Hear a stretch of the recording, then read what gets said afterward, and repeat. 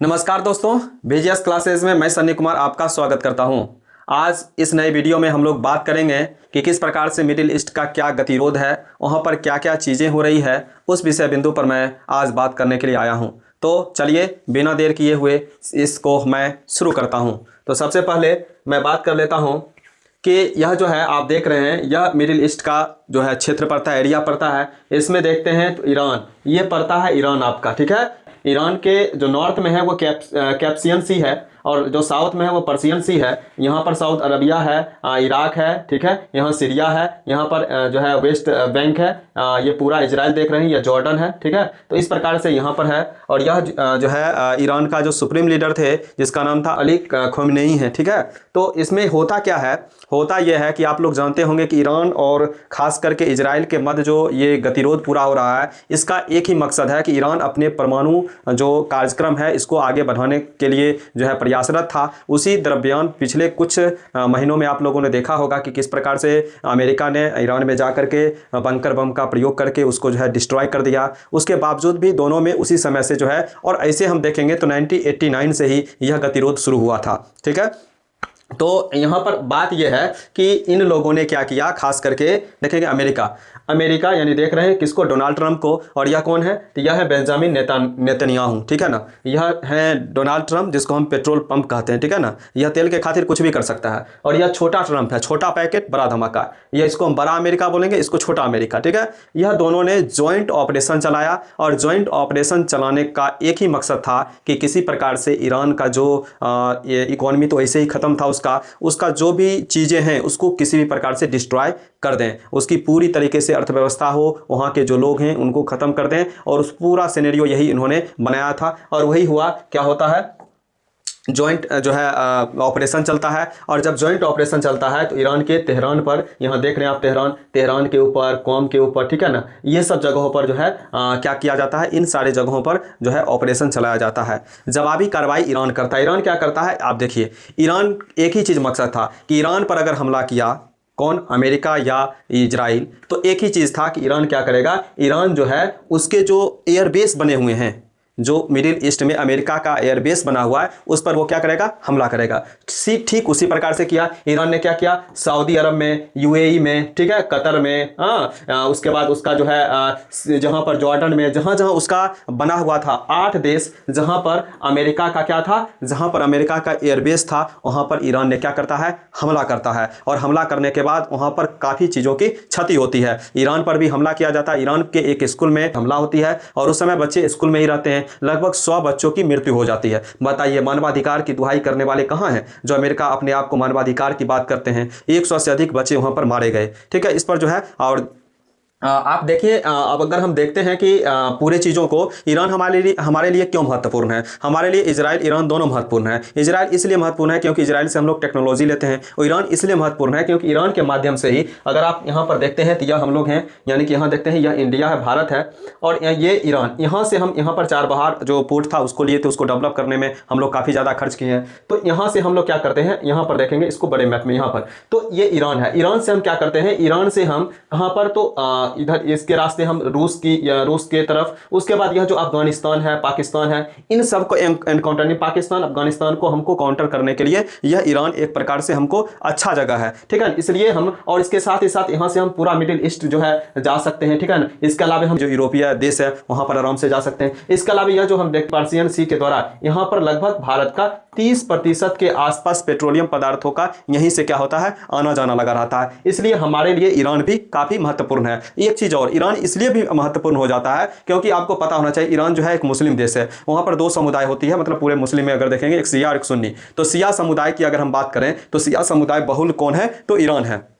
जैसे आप लोग देखते होंगे, जैसे ईसाइयों में पोप का बहुत ज़्यादा बड़ा स्थान है, उसी प्रकार से सबसे ऊपर स्थान उन्हीं को माना जाता है। उसी प्रकार से शिया में सर्वोच्च जो नेता थे, सर्वोच्च जो थे, उनका नाम था अली खोमेनी, जिनकी हत्या जो है अमेरिका और इजराइल इसके ज्वाइंट जो है ऑपरेशन में हो गई। तो कहने का तात्पर्य ये हुआ, ईरान जो है हमारे लिए इतना महत्वपूर्ण है क्योंकि जब कश्मीर का मुद्दा यूएन में गया था तो उस समय ईरान ने किसके पक्ष में सुनाया था, तो भारत के पक्ष में वोट दिया था। इससे आप समझ सकते हैं भारत के लिए क्यों ईरान महत्वपूर्ण है। इसके अलावे भारत और ईरान की कई सारी चीज़ें उस समय से प्राचीन काल से ही हमारी सभ्यता और उसकी सभ्यता काफ़ी ज़्यादा मिलती जुलती है। ईरान इसलिए भी हमारे लिए क्या है, महत्वपूर्ण है। अमेरिका और इजराइल के बीच जो ज्वाइंट ऑपरेशन था, उस ऑपरेशन खमेनेई की जो है मृत्यु हो गया। आप देख रहे हैं किस प्रकार से जो है इनकी मृत्यु हो गई, और यहाँ पर जो है देख रहे हैं किस प्रकार से यहाँ पर उनका जो है ये खुला हुआ है और यहाँ पर ये है। तो इस प्रकार से आप देख सकते हैं कि किस प्रकार से कहा जाता है कि इनकी जो स्टाफ था, यानी कि इनके जो फोर्स वगैरह थे रक्षा विभाग के,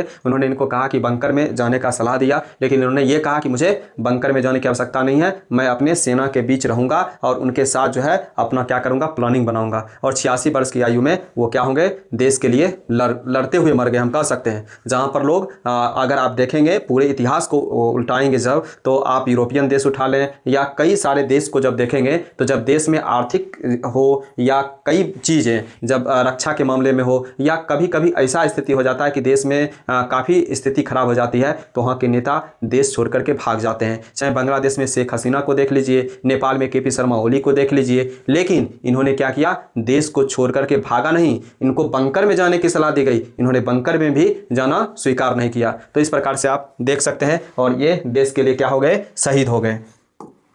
अब क्या होता है कि देखिए उनके लिए ईरान में क्या था, ऐसा बात नहीं है कि ईरान में इनके खिलाफ भी लोग क्या थे, इनके खिलाफ में भी लोग थे, लेकिन जब इनकी शहादत हुई तो उसके बाद देख सकते हैं वहाँ के लोगों के अंदर से डर खत्म हो गया और लाखों की तादाद में लोग वहाँ पर पहुँचे इनको श्रद्धांजलि देने के लिए। तो आप समझ सकते हैं इनको जो है कितना लोकप्रिय भी थे। और यहाँ कई देशों में ऐसा होता है कि जहाँ पर जो है मेन लोग होते हैं, यानी कहने का तात्पर्य हुआ सर्वोच्च नेता रहते हैं, उसका कुछ सपोर्टर भी होते हैं और कुछ विरोधी भी होते हैं। इसी प्रकार से इनका विरोधी ईरान में भी था, लेकिन सपोर्टर भी की संख्या भी काफ़ी ज़्यादा थी। अब देखते हैं भारत में जो है भारत सरकार ने क्या किया। भारत सरकार ने खास करके प्रधानमंत्री मोदी जी ने एक भी कमेंट, एक भी जो है अपना ट्विटर अकाउंट से कोई भी चीज़ पोस्ट नहीं किया। इस पर तरह तरह के सवाल सोशल मीडिया पर उठने लगे। कई सारे लोगों ने हवाला दिया कि मोदी जी जो 23 मई 2016 को ईरान में जो है खमेनेई से मुलाकात की, उसका जो है तस्वीर आप देख सकते हैं। उस समय कहा था मोदी जी ने कि भारत और ईरान दो महान सभ्यताएं हैं, ठीक है, इसके बारे में उन्होंने कहा था। और भारत और ईरान की दोस्ती सबसे इतिहास की सबसे पुरानी मानी जाती है, ये सब चीज़ उन्होंने कहा था। लोगों ने उनकी फोटो और जो है खमेनेई की फोटो को साथ लेकर के कहने लगा कि बताइए कि अभी तक मोदी जी जो है क्या नहीं किए हैं। तो मोदी जी अभी तक एक भी पोस्ट नहीं किए हैं। उसके बाद देख सकते हैं अटल जी के साथ भी इनका फोटो है, ठीक है। उसके बाद अब क्या होता है कि ये हैं संजय सिंह जी, जो आम आदमी पार्टी के जो है राज्यसभा सांसद हैं, ठीक है। उन्होंने ये कहा कि मोदी जी को इस प्रकार से घेरा। उन्होंने कहा कि जब वहाँ के जो है राष्ट्रपति था, उसका जब मौत हुआ था तो आपने राष्ट्रीय शोक घोषित किया, जबकि यह जो है ईरान के सुप्रीम लीडर था खमेनेई, इनकी मौत हो गई, तो आपका जो है हिम्मत नहीं है कि एक भी ट्वीट आप कर दें। तो आप जो है मतलब उन्होंने इस प्रकार से मोदी जी को क्या किया, घेरने का प्रयास किया। उन्होंने घेरा भी इस प्रकार से। उन्होंने कहा, देख सकते हैं वो ईरान के राष्ट्रपति के निधन पर भारत में एक दिन का शोक घोषणा हुआ था, और कब हुआ था, 2024 में हुआ था, आप देख सकते हैं इसको। लेकिन उन्होंने कहा कि जो है इसके ऊपर जो है पोस्ट नहीं किया, इसलिए इनका जो है यहाँ पर विरोध होने लगा। सही बात है। अब बता सकते हैं कि किस प्रकार से भारत की स्थिति ऐसी हो गई है। भारत को अपना स्टैंड क्लियर करना चाहिए था, लेकिन भारत ने अपना स्टैंड को क्लियर करने में जो है नाकाम रहा। ठीक है, हम लोग जो है डिप्लोमेटिक तरीके से, कूटनीतिक तरीके से ही जो है बात रखेंगे, लेकिन एक प्रकार से होना चाहिए, ठीक है। किस प्रकार से ईरान, अब बताइए, जब पाकिस्तान जैसा देश, अब पाकिस्तान का कौन साथ दिया था, बताइए, पाकिस्तान का साथ कौन दिया था, अमेरिका ने दिया था। याद रखिए, अभी बहुत सारे लोग हमारे कमेंट बॉक्स में आएंगे और बोलेंगे, कमेंट करेंगे, लेकिन उनको पता नहीं है। पता होना चाहिए, पता ये होना चाहिए कि जब 1971 की युद्ध चल रही थी, उस समय पाकिस्तान का साथ कौन दे रहा था, अमेरिका दे रहा था। अमेरिका हम लोगों का वही हाल करता जो आज वेनेजुएला और ईरान के साथ हुआ, ठीक है ना। संजोग मनाइए कि हमारे साथ कौन था, रूस खड़ा था, और आज ईरान अकेले लड़ रहा है। ईरान के पीछे कोई देश नहीं है, नहीं तो रूस आ रहा है, नहीं तो चीन आ रहा है, कोई नहीं आ रहा है। सिर्फ उसको क्या चाहिए, वो लोग, क्योंकि सब एक दूसरे के पीछे पड़ा हुआ है। चीन भी चाहता है कि मुझे क्या चाहिए, चीन भी चाह रहा है कि मुझे जो है ताइवान चाहिए। रूस को भी जो है वो अलग ही यूक्रेन में जो है उलझा हुआ है। बैलेंस शक्ति का नहीं हो रहा है, ठीक है ना। और समझ जाइए इस चीज़ों को, ठीक है। उसके बाद देखिए बाराबंकी जो है भारत के साथ क्या रिलेशन है, इसके ऊपर भी कई सारे चीज़ें सोशल मीडिया पर चल रही है। कुछ लोग इनको खमेनेई को जो है भारत के तरफ से जो है जोड़ रहे हैं। कह रहे हैं कि बाराबंकी का एक जगह है जिसका नाम है सिरौली। सिरौली के गोसपुर तहसील में स्थित किंतुर गाँव का नाम जो है अचानक चर्चा में आ गया। चर्चा इसलिए आ गया, कहा जाता है कि खमेनेई के जो दादा थे सैयद अहमद मुसावी, वो 18वीं से 19वीं सदी के दौरान इसी गाँव में रहते थे। परिवार ने अपने जड़ों को पहचान बनाए रखने के लिए उनके नाम, अपने नाम के साथ क्या चीज़, हिंदी उपनाम जोड़ा था।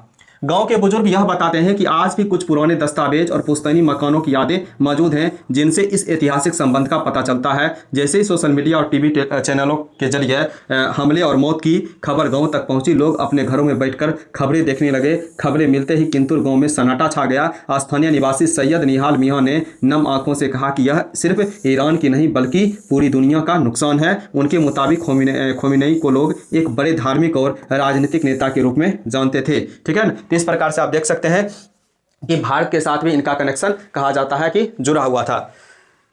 आगे है कि अब जैसे ही खोमेनी की मृत्यु हो जाती है, उसके बाद जो है पूरा ईरान जो है, ईरान ने एकदम उनके अंदर से डर खत्म हो गया और ईरान के साथ अभी कोई खड़ा नहीं है। लेकिन ईरान को एक प्रकार से यह देखना चाहिए कि कैसा वो देश है कि अकेले लड़ रहा है, अकेले सबसे लड़ रहा है। आप समझ सकते हैं कि ईरान जब हुआ, और जानते हैं छोटा ट्रंप, कौन छोटा ट्रंप, नेतन्याहू देश छोड़ करके कहाँ भाग गया, जर्मनी भाग गया।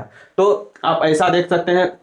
और क्या किया, ईरान अकेले इन सारे देशों के ऊपर उन्होंने क्या किया, मिसाइलें दागी। लगभग अभी का मैं बता रहा हूं, फिलहाल 15 अलग अलग देशों पर और उनकी जो मिलिट्री थी, एयरबेस जो थे अमेरिका के, वहां पर उन्होंने हमला किया है। जिसमें आप देख सकते हैं इजराइल, यूनाइटेड स्टेट्स का जो था वहां पर, उसके बाद यूएई में, सऊदी अरब में, कतर में, Kuwait, Jordan, Iraq, Bahrain, Oman, Syria, Cyprus, France का एक है कैंप डाल लेपेक्स, ठीक है, वो जो है यूएई के पास है, वहां पर जो है किया है। इटली का जो है एक अल सलेम बेस है, वहां पर किया है। यूनाइटेड किंगडम जो है वहां पर किया है, ठीक है, उसका जो है साइप्रस में अक्रोटरी है, वहां पर किया है। यानी कि लगभग 15 जगहों पर उन्होंने क्या किया है, हमला किया है। यानी 15 अलग अलग देशों के ऊपर उन्होंने क्या किया है, ईरान अकेले हमला किया। और समझ जाइए सभी लोगों ने मिलकर के ईरान पर हमला कर रहा है, लेकिन ईरान अकेले खड़ा है। आप देख सकते हैं कि F-15 जो है किस प्रकार से उसका फाइटर जेट क्रैश हो गया और पायलट जो है क्या हुआ, गिर गया। ठीक है, पायलट पैराशूट लगा करके गिर गया। तो इस प्रकार से आप देख सकते हैं।